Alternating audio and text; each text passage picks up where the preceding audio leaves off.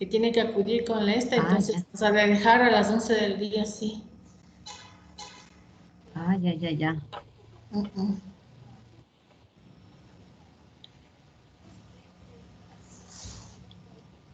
Los 24 están ya.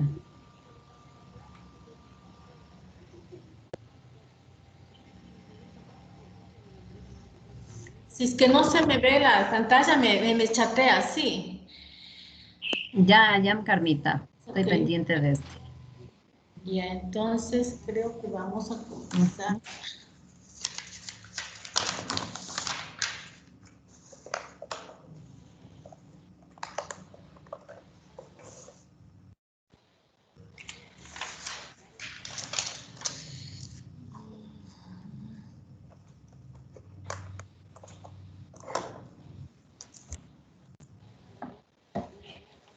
Ojalá no se complique. No sé, ha notado que alrededor de las 10:30, 11 ya empieza a fallar el internet. Sí, parece que se conectan muchas personas y se hace pesado el internet porque empieza a fallar todo. Sí, justo cuando hacen las preguntas. En todo caso, verá, si es que pasa eso, porque ya las otras dos anteriores me he salido, o sea, se me ha cortado. Lara, si es que hay algún problema ya 11:15, así viendo que ya no hay como respuesta, porque no está el Hernán, haga favor Ya, de concluir usted, porque si no yo me quedo ya, Carmita, sí, no hay por... problema. Yo le leo las preguntas igual porque vamos a estar las dos citas. Y Sí, bueno, sí, con Giovanni también creo, Giovanni, sí. ajá, Ahí sí, ok. coordinamos las dos, sí. Sí, sí, muy bien. A ver, empecemos. Muy buenos días. Hola, Carlita, Ya, buenos Giovanni. días. ¿Cómo pasa? Muy buenos días. Estamos con 99 ingresados, señoras docentes. Entonces, voy a agradecerles su asistencia, señores docentes, a esta convocatoria que ha realizado el equipo de salud de profesionales número 38 pertenecientes al Ministerio de Educación, específicamente el del Distrito 1 de Ambato, conformado por los profesionales doctora Silvia Cova, el doctor Hernán Villafuerte, el doctor Giovanni Inostroza y mi persona, Carmen Carrasco, que laboro en la unidad educativa Eloy Alfaro. Los temas a ofrecerles contienen información valiosa y de utilidad para ustedes. Tenga la bondad, yo solicito encarecidamente que silencien los micrófonos para que puedas fluir de mejor manera la charla. Los temas que estamos exponiendo haré llegar a los emails de cada correo institucional para que puedan revisarlos y de esa manera también poder contestar una evaluación que oportunamente también haré llegar. De igual manera, las preguntas que tengan al respecto en relación con los temas, específicamente con los temas, pues podremos solventarlos de mejor manera al final de las charlas. Dicho esto, empiezo con el tema yo, y si es que me dan un momentito para poderles compartir las imágenes.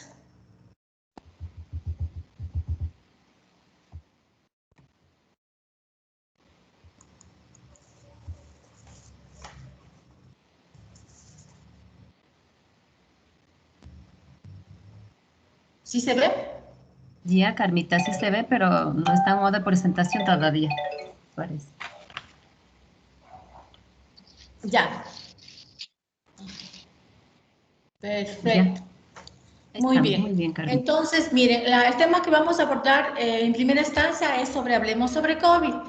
La enfermedad del COVID-19, a un año de tenerla con nosotros, es necesario seguirnos poniéndonos al tanto de lo que ha producido esta pandemia, no solo para saber y tener mejor entendimiento con lo relacionado con este virus, su comportamiento epidemiológico, cómo actúa, su estructura de las pruebas para su diagnóstico de cómo y cuándo aplicarlas y sobre todo sobre el tema las vacunas que se han procedido a darlas aunque a cuentagotas, ¿sí? Sino para seguir manteniendo y no descuidar el cuidado y el control de parte nuestra para evitar así contagiarnos o contagiar. Bien. Aquí les pongo una cronología en relación con lo que hemos tenido con el COVID-19. El 31 de diciembre del 2019, China reportó casos de neumonía de causa desconocida en Hubei. El 9 de enero del 2020, en cambio, ya se pudo identificar y se le denominó coronavirus 2019.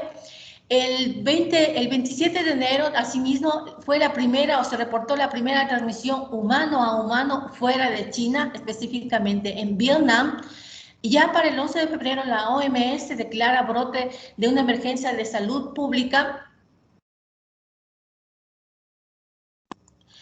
de importancia internacional. El 11 de marzo de 2020, la OMS ya declara pandemia.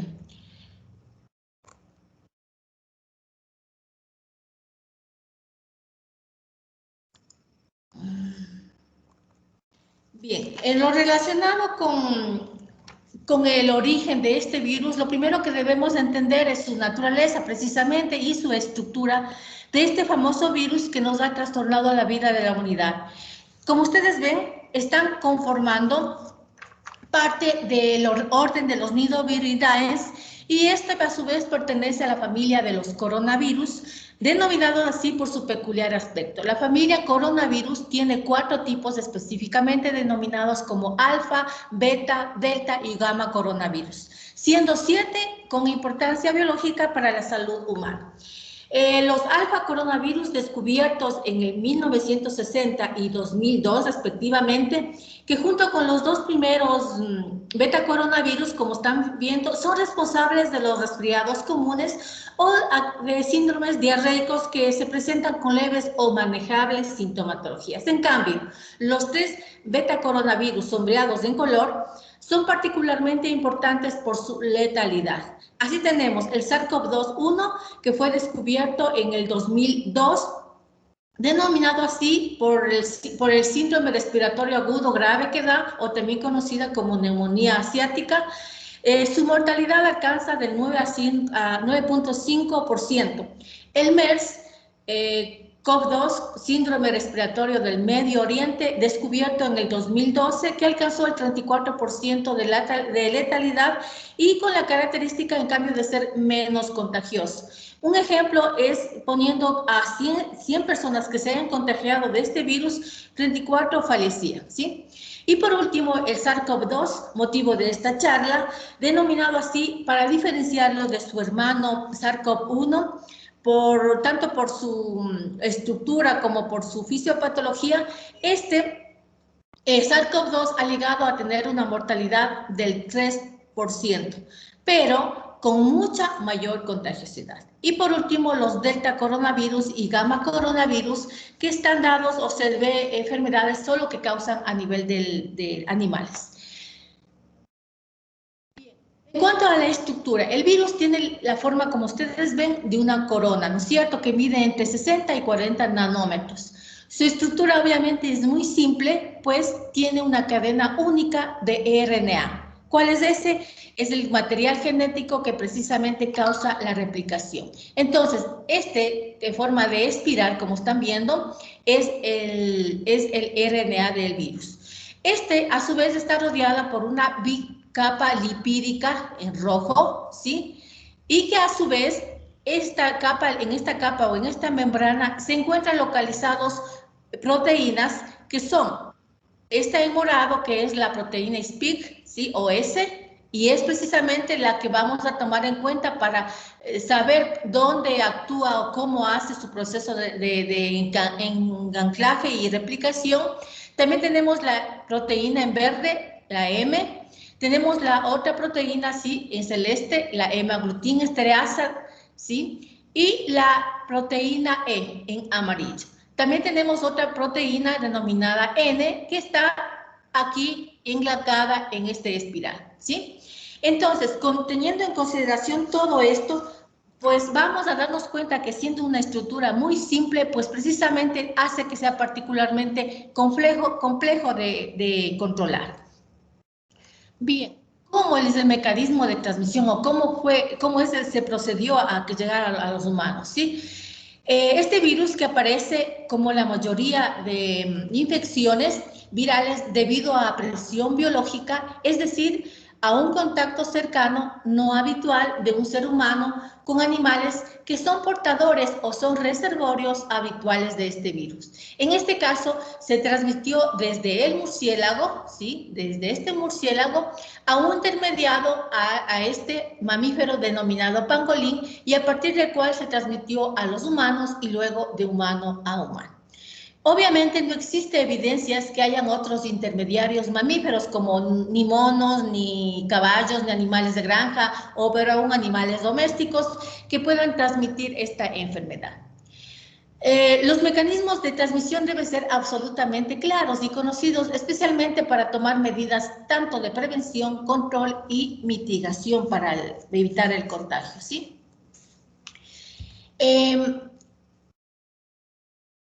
La principal manera de transmisión de la enfermedad es a través de estas gotitas de flush, ¿sí? O lo que también se conoce por aerosol. Puede ser pequeñas gotas, ¿sí? Puede ser esas pequeñas gotas que lo hacemos simplemente cuando expiramos del vaho, que le llamamos normalmente, o pequeñas gotas que se hace cuando o grandes gotas cuando se habla. Simplemente se habla en voz alta, se canta o tal vez también se estornuda. Miren, mientras más fuerte hablamos, las gotas permanecen más tiempo en el aire, ¿sí? Y entonces es más susceptible que exista la posibilidad de contaminación. Por ello, las recomendaciones, se insiste, básicas de protección. Al mantenerse en áreas bien ventiladas, esto es importantísimo, que estén muy bien ventiladas, las gotas se dispersan y caen más rápido al piso. A veces las personas creemos que el virus pasa flotando en el aire. En realidad el virus va encapsulado en estas gotitas de flush o en esos aerosoles, de tal manera que una vez que cae, ¿sí? Con la buena ventilación a superficies o al suelo, no va a volver a levantarse. Otra manera de transmisión es a través de nuestras manos. Las manos contaminadas entran en contacto con la mucosa, ya sea oral, nasal o las conjuntivas de los ojos. Así es la puerta de entrada de este virus al organismo nuestro.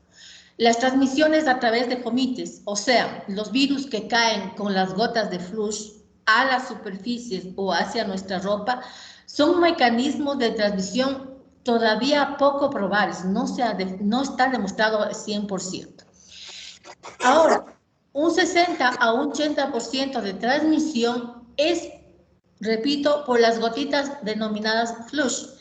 Por esto debe vincularse aquí las prácticas de protección que básicamente serían el lavado de manos, ¿sí? Distanciamiento social, área muy bien ventilada y además el uso de protección de las vías respiratorias superiores. Obviamente la limpieza de superficies sí es aconsejable. Lo que hoy se desaconseja, ya que no tiene evidencia científica, es el uso de pediluvios o rociales a las personas con algún tipo de sustancia desinfectante. Este virus es biológicamente exitoso. ¿Por qué? Porque si nos fijamos en el comportamiento tenemos, primero, su índice de transmisión es medianamente alto. Y las nuevas cepas, obviamente las que ya están en nuestro país, como son la cepa brasileña, la inglesa y la de Nueva York, son mucho más virulentas y tienen mayor letalidad. Más o menos se dice que están alcanzando hasta del 4 al 5% en la actualidad. Su característica muy particular es la de generar infección con pacientes que no tienen síntomas, o sea, asintomáticos, ya que se ha comprobado que un 80%, ¿sí?, no presentan síntomas ni signos, o tienen síntomas muy leves o extremadamente leves, que pasan desapercibidos muchas veces. De tal manera que este virus, que infecta rápido, ¿sí?, que se transmite bien y que tiene una baja presentación de síntomas, es y se considera un virus exitoso. Y así es difícil de controlarlo, ¿sí?, de monitorizarlo, etcétera, etcétera. Ahora, ese otro 20% que quedaba de personas se presentan, en cambio, síntomas de moderados a severos. Y la cuarta parte de ellos van a requerir ingresarse al hospital para entrar en cuidados intensivos. Y de estos, más o menos la mitad fallece. Desde la visión tradicional de los epidemiólogos, manifestaban que si aislábamos a pacientes con síntomas o que presentaban síntomas, obviamente se podía disminuir la transmisión o la contagiosidad. Pero el problema era que se buscaba a casos activos, o sea, sintomáticos, y que desgraciadamente, como insisto, la minoría son sintomáticos, porque la gran mayoría no tiene sintomatología. Pongamos un ejemplo como lo que ocurría, por ejemplo, o que lo que ocurre con el virus ébola. Su mortalidad es altísima, ¿sí? El 50%. Y esto hace que disminuya la probabilidad de transmitirse fácilmente la enfermedad. ¿Por qué? Primero, genera gran cantidad de síntomas. Segundo, se enferma más rápido y tercero, fallece más rápido. Y por ende, baja la probabilidad de que el ébola se transmita exitosamente, igual ocurre con el MERS o con la gripe aviar.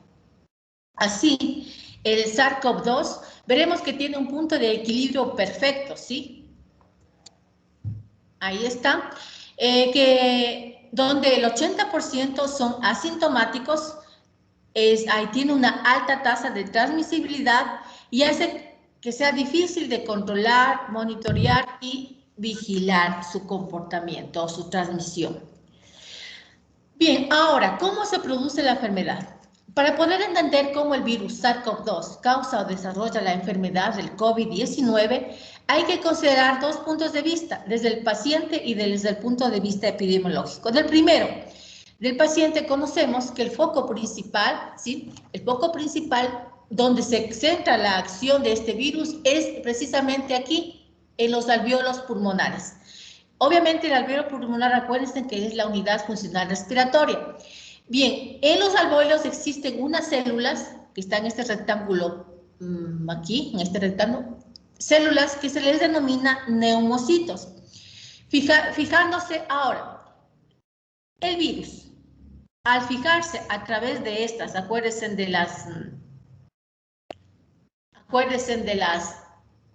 de los bastoncitos moraditos que tenían, que se llaman proteínas de espícula o S, estas van a buscar o van a anclarse con unos pequeños receptores, este de aquí en el celeste, que se denomina receptores de la de la enzima convertasa tipo 2, ¿sí? Entonces, estos neumocitos son conjuntamente al anclarse con los receptores que les acabo de mencionar, este mecanismo a partir del cual va a generar toda una invasión. Todos los virus van a acoplarse en estos sectores, ¿sí? Y va a producirse una invasión. Una vez dentro, ¿sí? De la célula, obviamente va a replicarse y una vez replicados van nuevamente a salir hacia sus células vecinas y por alguna razón, por alguna extraña razón, en algunos individuos infectados tienen una respuesta inflamatoria severa o exagerada con una producción de citoquinas elevadísima, originando un fenómeno inflamatorio que termina provocando una neumonía de diferente grado de severidad hasta incluso provocar la muerte. Bien, existen también otras células que poseen estos mismos receptores de la enzima convertasa tipo 2, como son, por ejemplo, a nivel del riñón, a nivel de los intestinos, por eso la diarrea, o también recubriendo algunas vainas de tejido nervioso, por eso también tenemos la pérdida del olfato, porque infecta o invade a las papilas olfativas y gustativas. También tenemos que existe a nivel del miocardio, a nivel del endotelio de las arterias, y estas van a originar otras lesiones relacionadas con el coronavirus que al parecer se exacerban con estas nuevas cepas que están circulando, ¿no? Y que van a producir lesiones tipo vasculitis.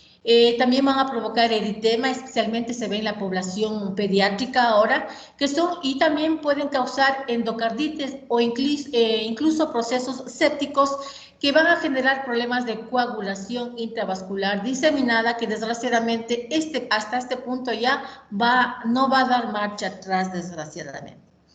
Ahora, si nos fijamos desde el punto de vista epidemiológico, como dije anteriormente, acordémonos que en el año pasado se publicó que en la pandemia debíamos cursar por 5 fases y de hecho la atravesamos. La primera fase donde se veía casos esporádicos, importados desde luego. La segunda fase con algunos casos ya mucho más específicos.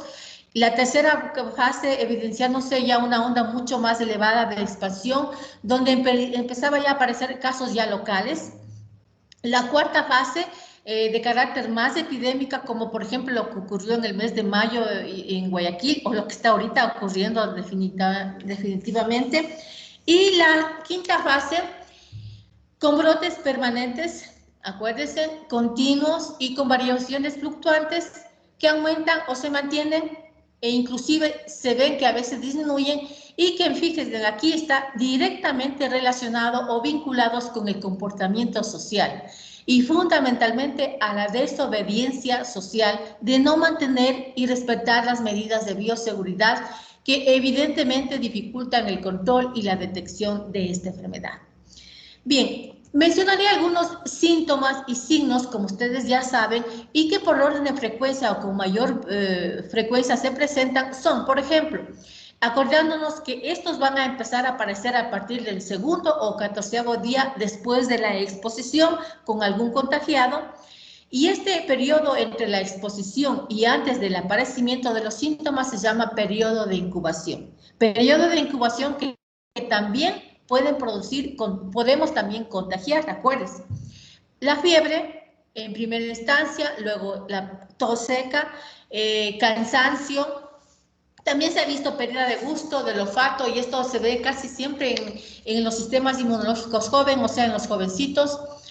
Otros síntomas también pueden ser como falta de aire o dificultad o sensación de presión en el pecho, dolores musculares y articulares, escalofríos, dolor de garganta, puede haber el goteo por nariz, puede haber dolor de cabeza que a veces son muy fuertes, dolor de pecho, conjuntivitis, esto es muy importante, se ponen los ojitos bien congestivos, hay náusea, hay vómitos, diarrea, es importante, también ahora se ve bastante que hay diarrea, y a veces en diferentes sectores de nuestro cuerpo hay una erupción cutánea, ¿sí? La gravedad de los síntomas del COVID-19 puede ser desde muy leves a extremos, ¿sí? Algunas personas, insisto, solo pueden tener algunos síntomas de los mencionados o a veces ningunos. Entre los síntomas ya de cuadro grave que representan ya mayor complicación y mayor atención son aquellos que ya evidentemente se ven una disnea muy marcada, una dificultad respiratoria ya marcada, si se cansan enseguidita. Obviamente hay pérdida del apetito, puede haber también confusión, insisto, hay dolor o opresión del pecho, las temperaturas ya se elevan más. También podemos ver irritabilidad porque hay un compromiso ya a nivel encefálico. Hay también merma de la conciencia, puede haber inclusive convulsiones y las personas se vuelven muy ansiosas, están muy depresibles y hay trastornos del sueño.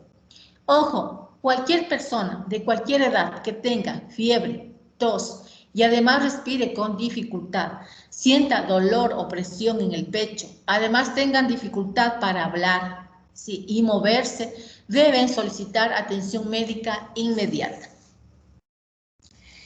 Acordémonos también que los adultos mayores, sí, las personas mayores de 65 años, corren un mayor riesgo de enfermarse y obviamente de mayor gravedad.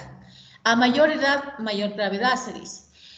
Así también las personas que tienen afecciones de salud.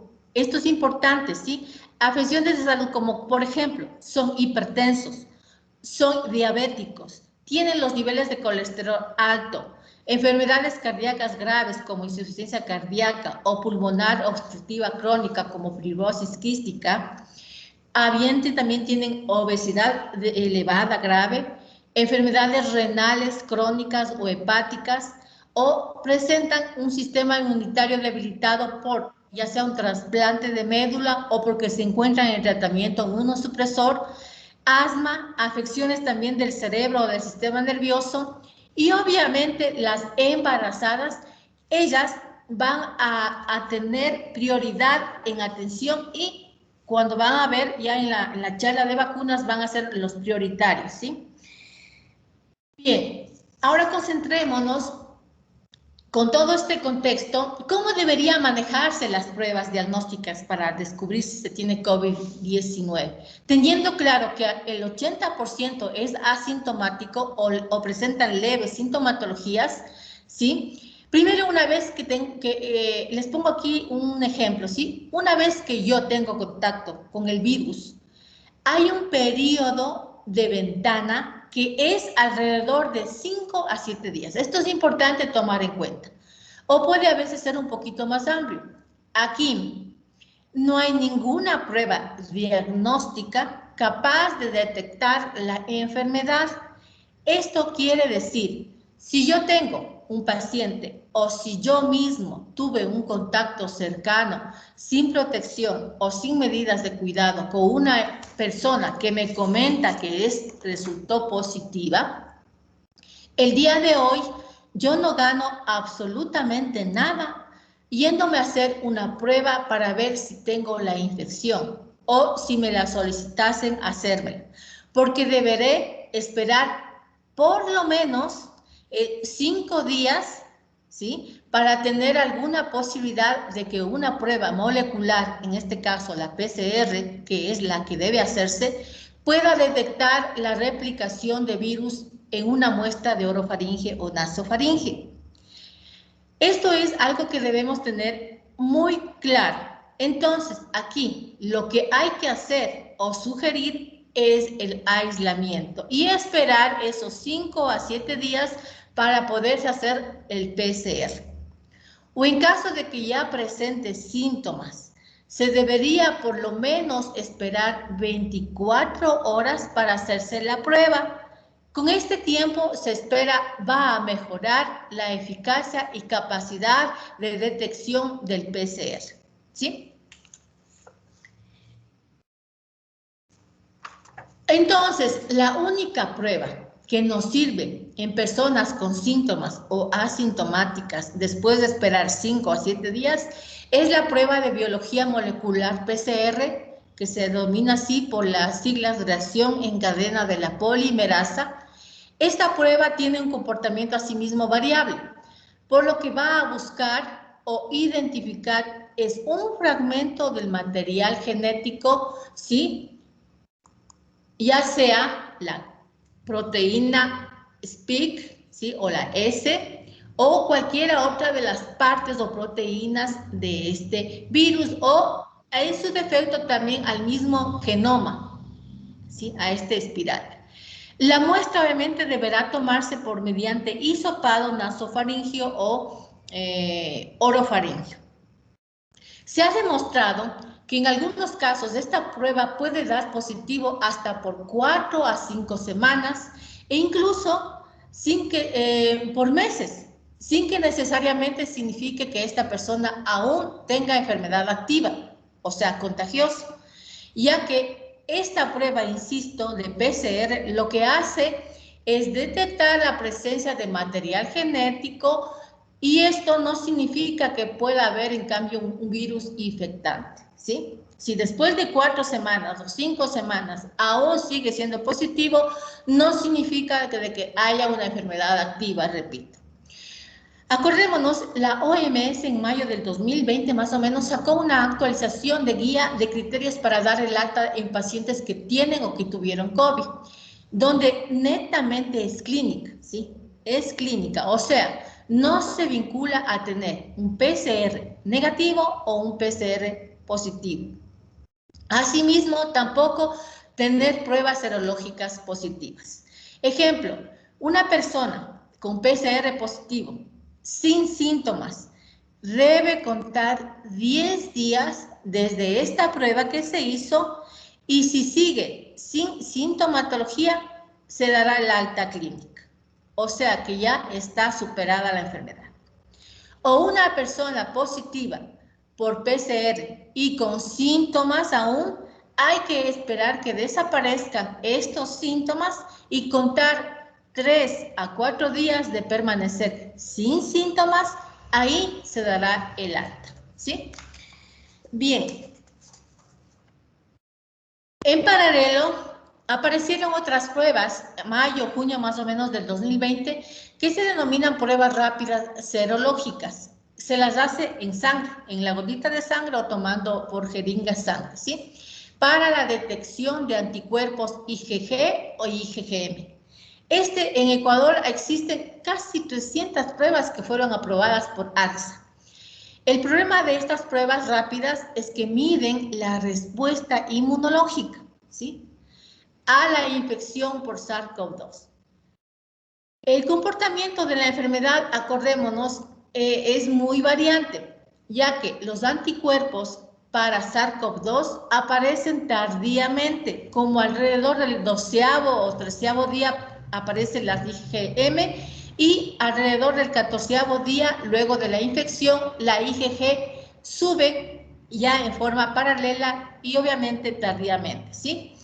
Acordémonos o hago notar que los pacientes se van a complicar o fallecen entre el 3.º o 5 días luego del inicio de los síntomas, donde todavía no se origina respuesta inmunológica, de tal manera que pretender diagnosticar con pruebas serológicas en esta enfermedad es realmente errado. Estas solo sirven para ver la huella inmunológica, o sea, para saber si la persona tuvo contacto con la enfermedad, y de hecho no todas las personas van a desarrollar anticuerpos luego de la exposición al SARS-CoV-2, porque al parecer más o menos entre un 15 a 20% de personas que fueron infectadas por este virus no desarrollaron respuesta inmunológica de anticuerpos, o sea, desarrollar IgG o IgM, porque existieron otros mecanismos de inmunidad que se denominan de tipo celular, que fueron eficientes y que no dieron chance a que se desarrolle la respuesta de inmunidad de tipo humoral. Una de las explicaciones sería que hubo una memoria inmunológica mediada probablemente por una anterior infección, por otros coronavirus inclusive, que no son severos y que están asociadas a los resfriados comunes, ¿sí? Bien, ahora, unas recientes pruebas, denominadas pruebas de antígeno o test de antígeno, son unas pruebas diferentes. Lo que hace básicamente es, en la muestra a sí mismo, esta se toma mediante hisopado nasofaringio u orofaringio, es buscar, ¿sí? Es buscar, acuérdense, aquellas proteínas de la superficie del virus, ya sea la proteína M de membrana o en algunos casos la proteína S. Esta sirve, esta test de antígeno, que a la vez es muy rápido y dan muy prontamente, a veces hasta en menos de una hora. Esta sí sirve para diagnóstico de la enfermedad, pero en pacientes que tengan síntomas de menos de 5 días en cambio, de tal manera que es una prueba efectiva. Ahora, no es efectiva en pacientes con más de 5 días de síntomas o peor aún cuando no tienen síntomas, ya que se denotó, según un reporte de la OMS, que un 40% fueron o dieron falsos negativos. Con este antecedente, ¿sí?, con todo esto que vemos, estas pruebas que acabo de mencionar, ¿sí? Perdón, la PCR y la test de antígeno que se hace mediante hisopado son las que van a diagnosticar si tenemos o no enfermedad. En cambio, estas serológicas que se hacen en sangre solamente van a detectar la respuesta inmunológica o la huella inmunológica. ¿De acuerdo? Dicho esto, agradezco mucho su atención y vamos a continuar con el tema de vacunas a cargo del doctor Hernán Villafuerte. Gracias.